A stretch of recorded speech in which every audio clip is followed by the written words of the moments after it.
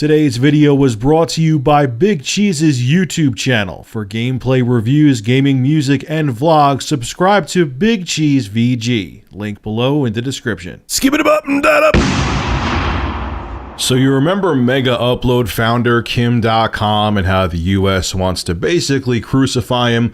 Well, at least for now, they can't. The United States has lost its bid to revoke Megaupload founder's bail conditions. US authorities have lost a motion to have Kim.com remanded in custody in New Zealand before his extradition hearing to face internet piracy charges in the US. An Auckland court on Monday rejected allegations that .com, the founder of Megaupload, was a flight risk and had broken the terms of his bail conditions imposed after he was arrested by US and New Zealand authorities in early 2012. This is what Kim.com had to say.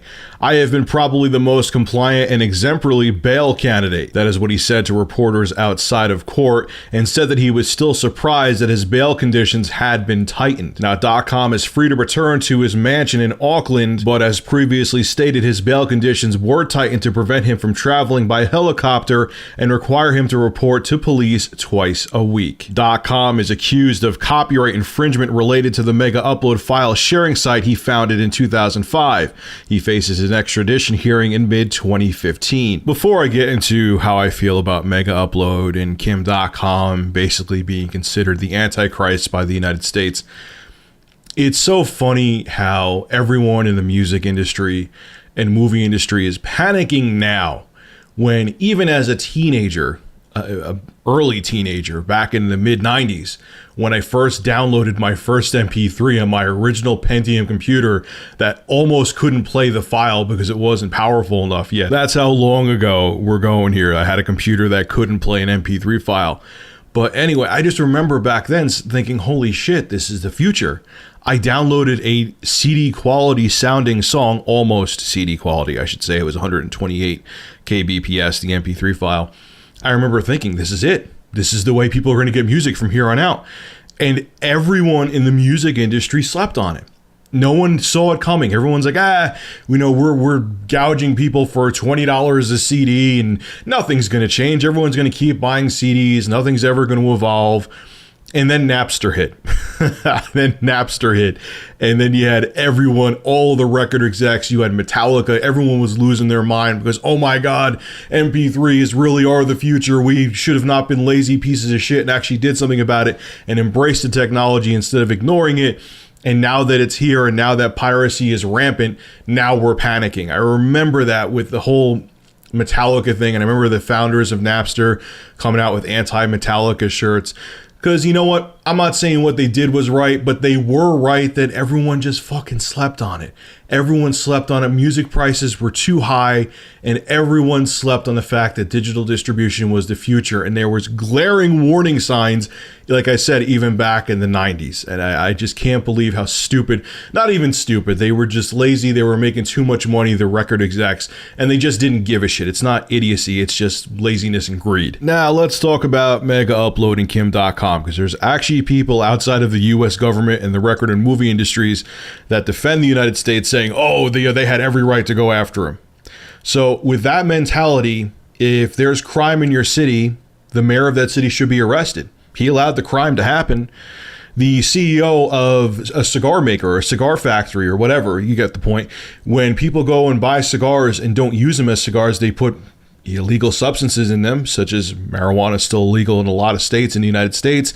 So the CEO of the cigar maker should be arrested because someone decided to gut the cigar, take out the actual tobacco, and put in marijuana, put in weed. Should they be arrested? No. So why should Kim.com be arrested for other people uploading shady shit to Megaupload when he was basically just offering a cloud storage service? Why should Kim.com face repercussions for what other idiots did? No, just like if you were in Manhattan, the mayor of New York City won't be arrested. The person who committed the crime in New York City will be arrested. That's the way it should be on websites like Megaupload. If someone wants to upload pirated material, they should face the consequence, not that the fucking website gets shut down and Kim.com faces basically the rest of his life in prison. But see, it's not that the record execs and movie execs in the United States, in Hollywood, Hollywood, so on and so forth. They're stupid. They realize what I just said previously is true, that they should go after the offenders, not the people who create the websites who just were created for legitimate purposes. They're just afraid of all this new technology and how it's killing the industry. Do you realize in the year 2014, maybe again this changed with Taylor Swift's album that just came out, that there wasn't a single artist that went platinum, music artist that went platinum, at least in the States in 2014? Not one. Not a single fucking artist, because the conventional record industry and even the movie industry is dying. The old ways of everyone having to go to a store to buy a CD, those days are all but dead. You go to Best Buy now, there's virtually no CDs. You go to Target, no CDs. There's no music stores really around anymore. Maybe if I travel about 20-30 minutes, there'll be like a record vintage music store or some specialty shop that sells vinyl where they have current music on vinyl. But the days of just everyone going to the store and buying a $20 CD are all but done.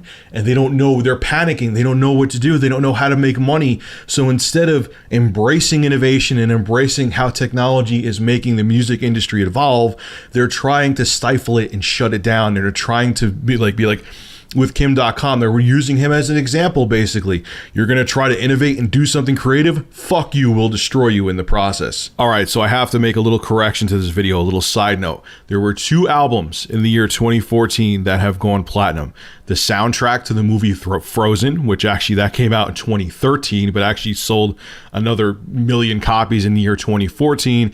And yes, Taylor Swift's album is certified platinum, her newest album, 1989. All right, folks, this is Rich of Review Tech USA. Make sure to rate, comment, favorite, and subscribe. And as always, thank you for supporting my channel. Have a good one.